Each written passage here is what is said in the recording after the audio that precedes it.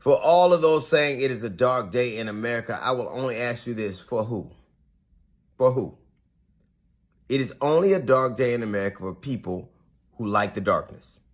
Donald Trump right now is alleging that he's being persecuted by the judicial system. Let me ask you an honest question. He's been charged with 37 more felonies, 37 more at the federal level, including espionage, an ex-president being charged with espionage, conspiracy, and the like. How many people who are persecuted by the judicial system has hired the federal judge that will oversee their first proceeding? How many people persecuted by the judicial system hired the director of the FBI? The last time a billionaire being persecuted by the judicial system, the last time a rich, innocent white man got sentenced to court and was railroaded by the judicial system was a movie called The Fugitive.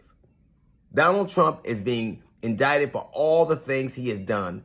He has corroborating witnesses who used to work for him. Lawyers are testifying against him. Allegedly, his former speaker is testifying against him. It's a witch hunt.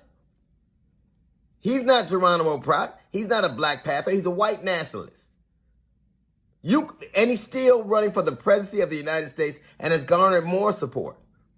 You know, when somebody does something like that, and these allegations show up over and over again, R. Kelly, after his documentary dropped, record sales, we can play his record sales on the radio. Bill Cosby, after his accusations dropped, they pulled his reruns. Donald Trump accusation drops, and he becomes the #1 front runner for the Republican nomination for president. He gets to do that because people who like the dark think it's a dark day. People who hate the light think it's a dark day. And you know who hates lights? Rats and roaches.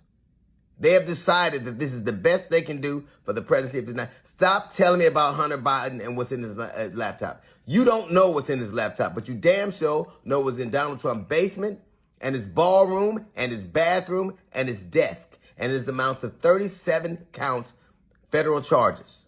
37. Donald Trump now is a private citizen. And he was the day after Joe Biden, the very second Joe Biden took office, he was president. He was no longer president anymore. He is an ex-president, a private citizen, persecuted by justice. How? How? Wouldn't you like the odds if you got to go to court with when the first judge you see is a judge who's been overruled by the 11th Circuit because she made such an egregious judicial miscalculation? That's the first judge you see, and you're telling me you're persecuted? If Joe Biden is guilty of these things, I imagine we find out. But you remember that Department of Justice memorandum? You made sure everybody knew what you couldn't charge a sitting president. If Joe Biden has done what you say the equivalent of Donald Trump, I guess we'll find out. But you'll have to wait till his term as president is over. Do like we did. Wait and get the man you're hurting for.